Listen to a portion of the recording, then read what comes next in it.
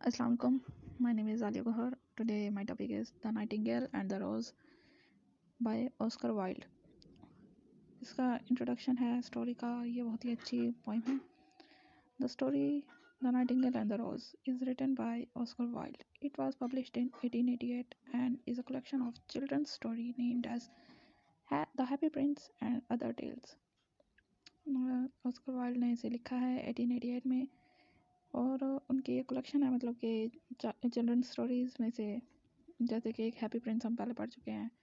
Happy Prince में जब वो स्टैचू जो है हंसते हुए शहजादे का स्टैचू होता है वो रोता है, फिर चिड़िया उसकी मदद करती है. वो वाली स्टोरी हमने पहले पढ़ चुके हैं जब हम छोटे थे. फिर उन्होंने कहा although it is a children's story but it deals with the philosophical and emotional issues that are beyond the understanding of the children. It is also enriched with a wealth of deep learning. It is full of indirect comments on life, personification, similes and symbolism. उन्होंने कहा बेशक मतलब कि ये बच्चों के समझ से तो बाहर ही होगा, लेकिन ये डीप बहुत ही गहरे मीनिंग की दौलत से मालामाल है.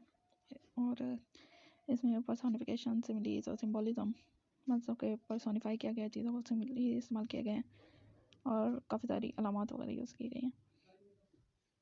फिर आगे बताया गया है moral in this story Oscar Wilde raises the most common issues of the materialism and idealism present in the conventional society he lived in.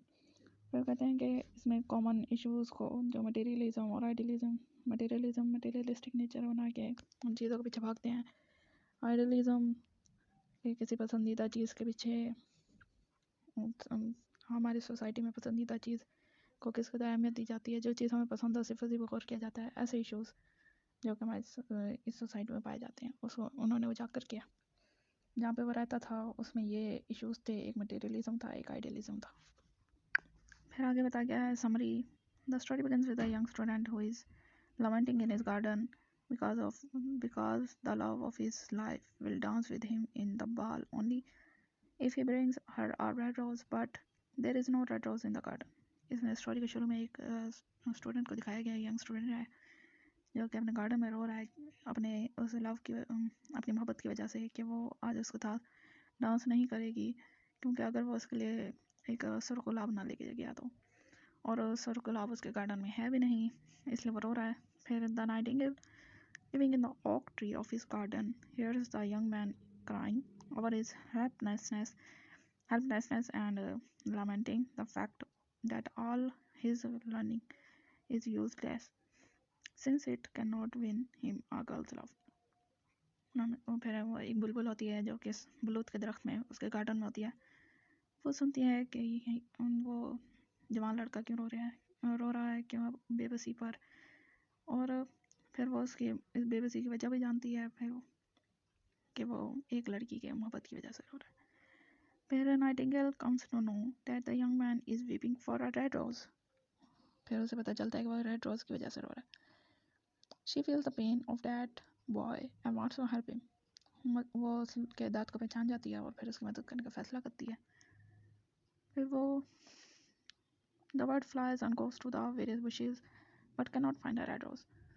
वो उड़कर करीबी शाखों वगैरह झाड़ियों वगैरह में जाती है मगर उसे रेड रोज कहीं पे नहीं मिलता.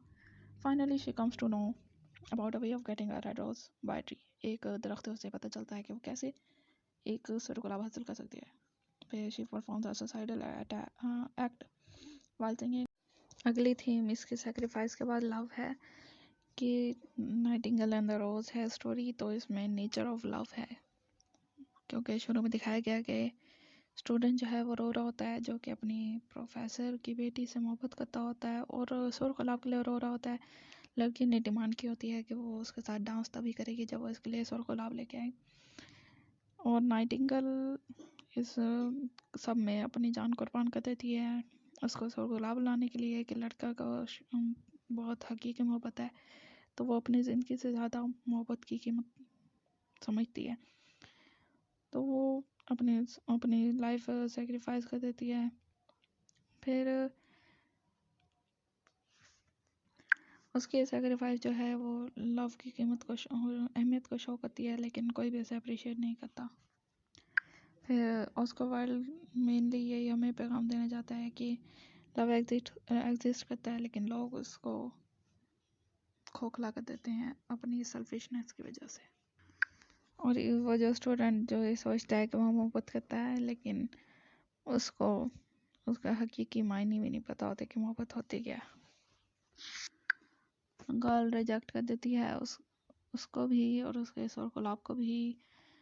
वो उसको नाशुक्रा कहती है और उसके प्यार को बेवकूफ़ाना और गैर हकीकी कह देती है, और क्योंकि जो कि उसे मटेरियलिस्टिक पर्सन शो करता है rather than a true lover. फिर थीम एक और है मटेरियलिज्म। इसमें मटेरियलिज्म को बहुत दिखाया गया है कि ह्यूमन करेक्टर्स में मटेरियलिज्म बहुत है। मटेरियलिस्टिक नेचर है ह्यूमन की, वैसे भी young student, professor's daughter and Chamberlain's nephew and are materialistic in some sense. ये चैम्बरलेंस नेप्यू जो है ये वही लड़का है जिसने उस लड़की को ज्वेलरी ला के दी होती है, जो कि लव से ज़्यादा शौक होता है कि वह हकीकी ज्वेलरी देगा तो वो ट्रू लव बाय कर सकता है। फिर प्रोफेसर डॉटर है जो जिसने एक्सेप्ट कर लेती है और रेड रोज को रिजेक्ट कर देती है कि इसकी फिर मटेरियलिस्टिक नेचर शो होती है। फिर वो जो यंग स्टूडेंट है उसकी भी मटेरियलिस्टिक नेचर शो होती है, क्योंकि वो फूल को फेंक के चला जाता है, स्टार्ट बुक रीडिंग स्टार्ट कर देता है। ये भी मटेरियलिस्टिक नेचर शो की गई है कि उसे कोई परवाह ही नहीं है उस लड़की की। अब इस स्टोरी में मुख्तलिफ करैक्टर्स हैं जिनमें नाइटिंगेल अवेलेबल है। ये प्रोटैगनिस्ट है, रोमांटिक बाय नेचर है, inspired by the student love. ये स्टूडेंट लव से इसलिए इंस्पायर होती है क्योंकि वो अपना हार्ट्स ब्लड सिर्फ इसलिए अपनी लाइफ सेक्रीफाइस करके उस वाइट रोज को देती है कि वो रेड हो जाए और उस स्टूडेंट को दे जो कि ट्रूली लव करता है उस लड़की से। वो इसलिए लव पे बिलीव करती है क्योंकि वो हर वक्त लव के बारे में गाना गाती रहती है और वो हमेशा से इंतज़ार करती होती है कि वो कब ट्रू लव देखेगी, और उसको वो ट्रू लव लगता है और इसी में वो अपनी लाइफ सेक्रीफाइस कर देती है। फिर इसकी सेक्रीफाइस और उसकी सेल्फलेस नेचर के वो अपने बारे में सोचती भी नहीं है, इसको कोई भी अप्रिशिएट नहीं करता through out the story.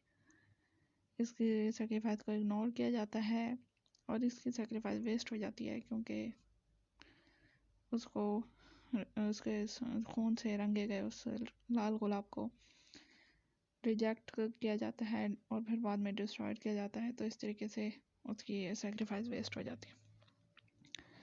Selfless nature and unshakable belief in true love shows that true does exist, but people makes it selfish. अच्छी लाइन है ये।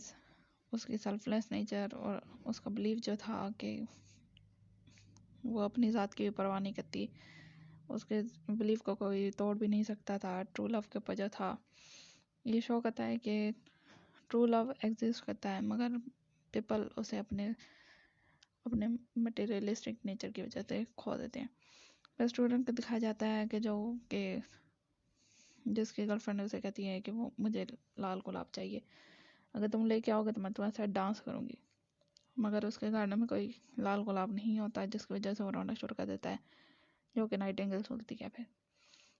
फिर जब वो अपनी लाइफ सेक्रीफाइस कर देती है नाइटिंगेल, उसके गार्डन में वो जो वाइट रोज़ होता है वो रेड हो जाता है, तो वो जाकर फूल तोड़ लेता है, ये भी नहीं जानता कि फूल कहाँ से आएगा। वो ये भी उसकी मटेरियलिस्टिक नेचर शो करता है।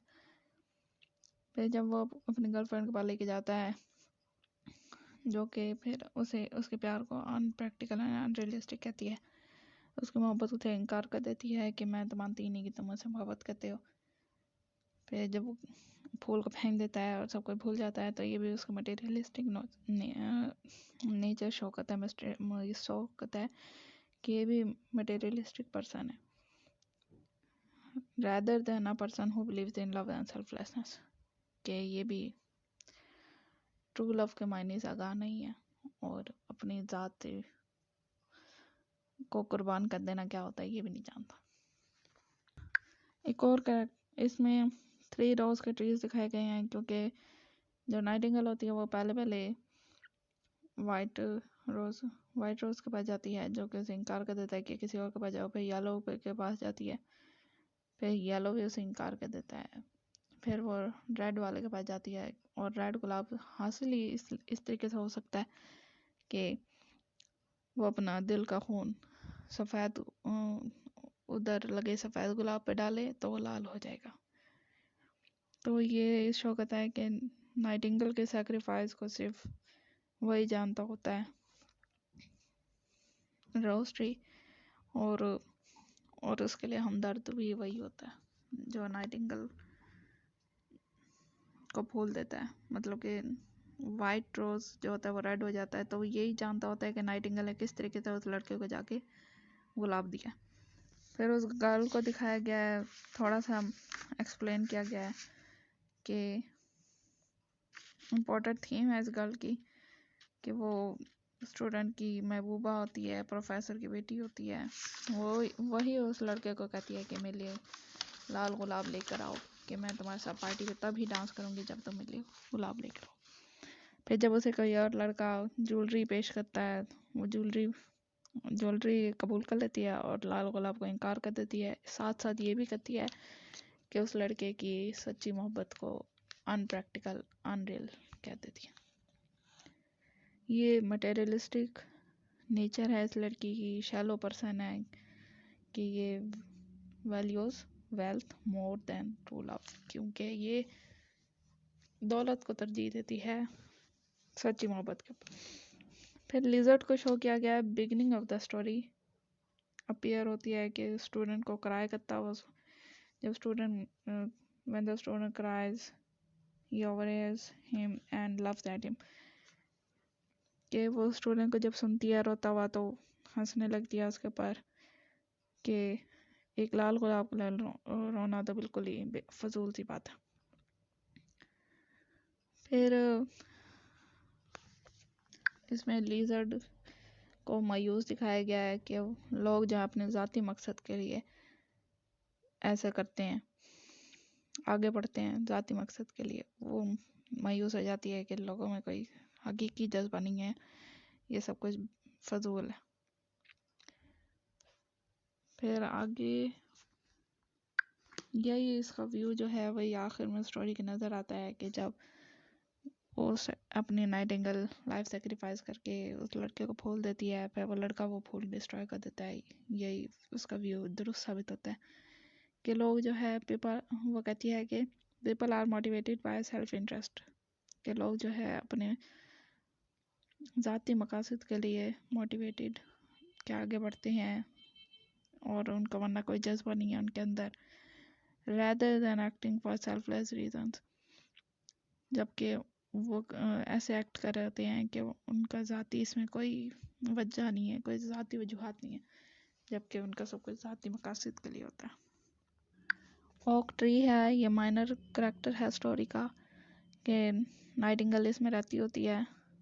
वो नाइटिंगेल के इस डिसीजन के सीरियसनेस को जानता होता है कि वो अपनी लाइफ सेक्रीफाइस करेगी, और नाइटिंगेल जो है उसे आखिर में भीख मांगती है कि वो एक आखिरी गाना उसे सुना दे। वाह, ये सब कुछ हमें पर्सोनिफिकेशन, सिम्बोलिज्म और सिमिलीज वगैरह शो कर रहा है, क्योंकि नाइटिंगेल जो है वो लाइफ सेक्रीफाइस कर रही है। ओक ट्री है, लिजर्ड है, फिर आगे है white rose tree, minor character of the story है, क्योंकि जब रेड रोज की तलाश में जाती है तो वाइट रोज को हेल्प करने का कहती है। वो कहता है उसके बाद रेड रोज नहीं है, लेकिन वो उसे कहती है कि किसी और दरख्त के पास जाओ, वो तुम्हारी शायद मदद कर दे। फिर येलो रोज ट्री है, ये भी minor character of the story है। नाइटिंगेल इसके पास भी जाती है, वो उसको एक और दरख्त के पास जाने का कहता है। फिर वो रेड रोज ट्री के पास जाती है, जिसके लिए वो मदद मांगती फिर रही थी। स्टोरी का एनालिसिस है कि शुरू में यंग बॉय रो रहा होता गार्डन में सौ गुलाब के लिए। वो फिजिकली बहुत अट्रैक्टिव है और प्यार के बारे में बोल रहा है, बहुत दर्द के साथ आंसू बहा रहा है, ये इसे एक हीरो के तौर पे शो करता है। फिर नाइटिंगेल उसको सुनती है रोता हुआ। नाइटिंगेल जो है वो गाना गाती है लव के बारे में, और उसका लव के ऊपर बहुत पुख्ता यकीन होता है। वो फिर उस स्टूडेंट की मदद करने का सोचती है। फिर वो उसके ट्रू लव से इंस्पायर जो होती है, फिर आगे जा उसकी गवाह होती है उसके लव की। फिर वो अपनी मतलब कि वो ट्रू लव देखती है अपनी आंखों से, जिसके लिए वो सारी उम्र से गाने गाती आ रही थी। फिर वो आगे दिखाया जाता है कि नाइटिंगेल रेड रोज़ की तलाश में जाती है, रेड रोज़ उसे कहीं नहीं मिलता। फिर वो उसको रेड रोज़ खुद मतलब कि उसे बताया जाता है कि रेड रोज़ मिलेगा इस तरीके से कि अगर वो अपनी जान कुर्बान कर दे। फिर वो मरने को तरजीह देती है कि ट्रू लव के पीछे मरना कबूल है, और कांटे को अपने दिल में घुसा लेती है, अपने दिल का खून देकर उस सफ़ेद गुलाब को लाल गुलाब बना देती है। रेड रोज़ जो है सिंबल है ट्रू लव का, क्योंकि इसे अपने दिल का खून देकर बुलबुल ने लाल किया होता है। तो ये शो करता है value of true love and self sacrifice. फिर स्टूडेंट जो है विंडो के नीचे देखता है, वो हैरान होता है और फिर जाके तोड़ लेता है कि वो अपनी गर्लफ्रेंड को ये बोल देगा। ये मटेरियलिस्टिक और selfish nature of people show करता है कि वो कितने खोखले हो सकते हैं अंदर से, क्योंकि वो ये भी नहीं सोचता कि फूल आया कहाँ से, कैसे आया। बस उसने ये देखा कि लाल गुलाब है, तोड़ा और गया। फिर आगे जब वो लेके जाता है, वो स्टूडेंट जो होती है प्रोफेसर की बेटी, वो इनकार कर देती है कि ज्वेल्स एक्सपेंसिव हैं, तुम्हारे फूल मेले कोई मायने नहीं रखता। और इस तरीके से लड़के की मोहब्बत भी ख़त्म हो जाती है। वो कहता है कि लव जो है अनरियल है, लड़की भी क्योंकि उसके प्यार को अनरियल एंड प्रैक्टिकल कह चुकी होती है। ये materialistic side of the society show करता है कि किस तरीके से पीपल किस हद तक सेल्फिश हो सकते हैं पैसे के लिए, और ट्रू फीलिंग्स को कैसे वो डिस्ट्रॉय कर सकते हैं। नाइटिंगेल की सैक्रिफाइस वेस्ट हो जाती है कि कोई भी उसको अप्रिशिएट नहीं करता, सिर्फ उस लाल गुलाब के दरख्त के अलावा, जो कि जानता होता है कि किस तरह उसने ये सीरियस डिसीजन लिया था, क्योंकि उसकी आंखों के सामने सब कुछ हुआ होता है। फिर आखिर में लाइन लिखी हुई है, it also shows that the sacrifice made for others are not given importance, rather materials pursuits are more important for the people. कि दूसरों के लिए कुर्बानी देना ये बिल्कुल ही फजूल है, ये इसको कभी भी अहमियत नहीं दी जाती, क्योंकि लोगों के नज़दीक तो हमेशा ज़ाती मकासद ही अहम होते हैं, ज्वेलरी अहम होती है, एक्सपेंसिव चीज़ें, ट्रू फीलिंग्स कोई मायने नहीं रखती। अच्छा मैसेज ये है इस स्टोरी का कि हमें मटेरियलिस्टिक सोच नहीं रखनी चाहिए, बल्कि हमें इसकी ख़िलाफ़ बोलना चाहिए, आवाज़ उठानी चाहिए कि अगर कोई मटेरियलिस्टिक है तो उसकी सोच को बदलना चाहिए कि किस कदर ख़तरनाक है, क्योंकि किसी की जान भी इसके पीछे जा सकती है। अब देखें नाइटिंगेल ने अपनी जान कुर्बान कर दी, लेकिन उसे किसी को क्या परवाह कि उसने किस लिए किया है, हालांकि उसने ट्रू लव के लिए अपनी जान कुर्बान की। कोई इसकी वैल्यू ही नहीं जानता, क्योंकि सारे सिर्फ ज्वेलरी मनी यही सब कुछ जानते हैं। मटेरियलिस्टिक सोसाइटी हमेशा तबाही की तरफ जाती है, कितनी जानें चल जाती हैं, कितनी फीलिंग्स डिस्ट्रॉय हो जाती हैं। लड़के की फीलिंग देखा है वो डिस्ट्रॉय ख़त्म हो गई हैं, फेड्स अवे हो गया उसका लव। तो ये शो करता है कि मटेरियलिस्टिक नेचर क्या क्या डिस्ट्रॉय कर देती है, इंसान की ट्रू फीलिंग्स तक ख़त्म हो जाती हैं। किसी का दिल नहीं दुखाना चाहिए। Stay positive, stay blessed.